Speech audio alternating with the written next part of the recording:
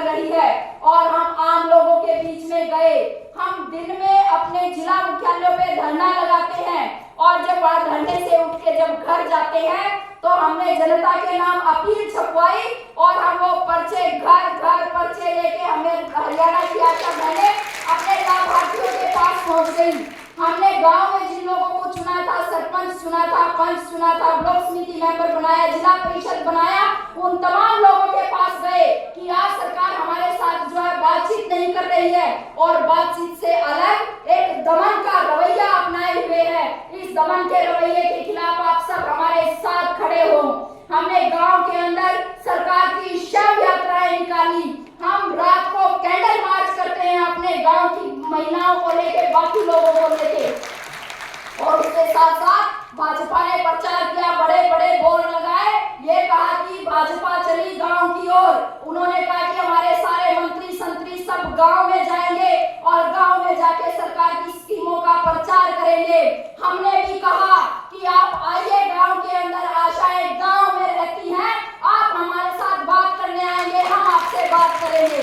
और मंत्री जितने भी इनके बीजेपी के मंत्री हैं, सरकार के जो गठबंधन की सरकार है, जो दूसरी पार्टी के भी मंत्री हैं, वो जहां भी बातचीत करने के लिए अपना जलसा करने जाते हैं, उसके आसपास के गांव की आशा उनसे पहले उस जलसे में होती है। वो खड़े होकर वहां पे सवाल करती हैं और ऐसे अनेकों प्रोग्राम हो गए कि मंत्रियों को अपने प्रोग्राम छोड़ के वहां से भागना पड़ा या वो हाथ जोड़ जोड़ के वहां से निकले। कहा कि आपका मुद्दा सही है, हम जरूर करेंगे, लेकिन एक तरफ वो हाथ जोड़ रहे हैं और वो पुलिस प्रशासन का इस्तेमाल करके दूसरी तरफ वो हमें जो है ये सोचते हैं कि इनको धरना प्रदर्शन तक ना करने दे। हमें 28 अगस्त को हम विधानसभा कूच करना चाहते थे और जब हम विधानसभा कूच के लिए गए तो सरकार ने हमें पंचकुला पहुंचने से रोकने के लिए हमारे तमाम नेताओं को नजरबंद किया। वो हमारे जो गाड़ियां हमने बुक की थी, उन गाड़ियों की चाबियां छीनी गई, ड्राइवरों को धमकी दी गई कि यदि आप इन आशा वर्कर्स को लेके यदि राजधानी की तरफ मुंह करोगे, हम आपके जो है व्हीकल्स इंपाउंड कर देंगे।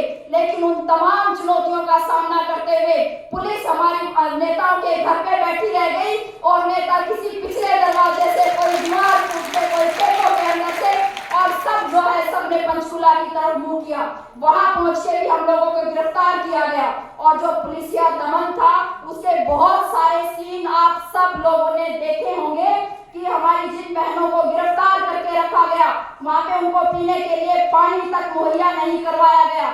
जो हमारा बुनियादी मानवाधिकार था, हमारे उन मानवाधिकारों का भी हनन किया गया और उसका भी बहुत ही करारा जवाब हरियाणा की आशा वर्कर्स ने दिया है। और हम ये कह सकते हैं कि हमारा ये जो आंदोलन है, ये लड़ाई है, ये दिन प्रतिदिन जीत की तरफ बढ़ रही है।